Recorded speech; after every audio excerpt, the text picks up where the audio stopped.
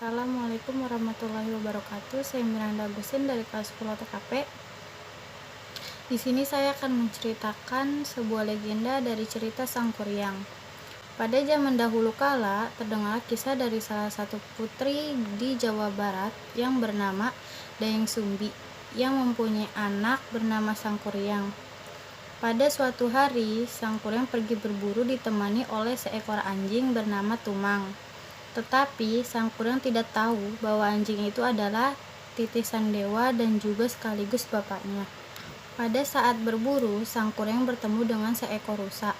Sang Kuryang teringat bahwa ibunya sangat senang hati dengan rusa. Akhirnya, Sang Kuryang menyuruh Tumang untuk mengejar rusa tersebut.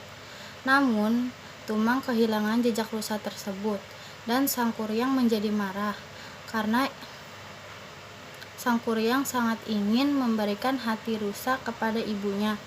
Maka Sang Kuryang membunuh Tumang untuk mengambil hatinya dan kemudian ia pulang.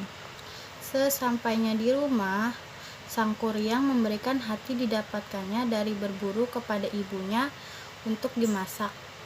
Saat memakannya, Dayang Sumbi teringat pada Tumang dan menanyakannya pada Sang Kuryang. Sang Kuryang menjawab dengan wajah ketakutan, "Tumang mati." Dayang Sumbi marah bukan dan memukul kepala Sang Kuryang dengan sendok nasi dan mengusirnya dari rumah.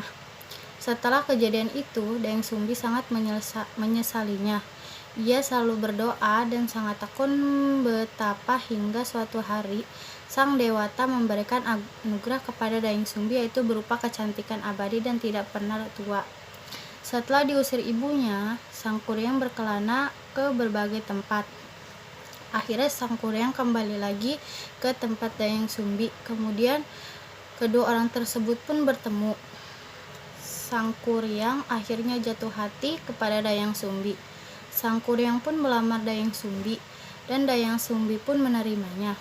Pada saat berduaan, Dayang Sumbi melihat bekas luka di kepala Sang Kuryang dan menanyanya kepada Sang Kuryang. Sang Kuryang menjawab, "Ini bekas luka akibat dipukul oleh sang ibu menggunakan sendok nasi." Mendengar pernyataan tersebut, Dayang Sumbi kaget bukan main dan memberitahu Sang Kuryang bahwa dia adalah ibunya. Namun Sang Kuryang tidak percaya dan tetap berniat ingin menikahinya. Dayang Sumbi mengajukan permintaan. Dia minta dibuatkan perahu layar dalam sehari, tidak boleh lebih. Sang Kuryang menyanggupinya dan Sang Kuryang membendung Sungai Citarum untuk tempat perahu dalam pembuatannya. Sang Kuryang mendapatkan bantuan dari jin hasil taklukannya dalam perantauannya. Karena bantuan dari jin, perahu itu pun hampir selesai. Dayang Sumbi memohon kepada dewa. Dayang Sumbi membuat ayam jago berkokok lebih awal dan akhirnya berhasil. Jin yang membantu Sang Kuryang lari ketakutan dan meninggalkan Sang Kuryang sendirian.